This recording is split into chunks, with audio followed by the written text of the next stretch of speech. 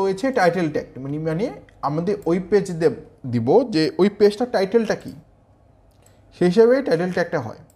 আর এখানে এই হেডটা এখানে ক্লোজ করা হয়েছে। বডি ট্যাগের মধ্যে অনেক কিছু থাকে, যেমন লাইক বডি ট্যাগের মধ্যে যত রকম যে এলিমেন্ট আপনারা দেখবেন, যত ওয়েবসাইটে যত রকম কিছু আছে, যত টেক্সট আছে, যত ফটো রয়েছে, যত ভিডিও রয়েছে, কালারিং রয়েছে, সব কিছু রয়েছে এই বডির মধ্যে।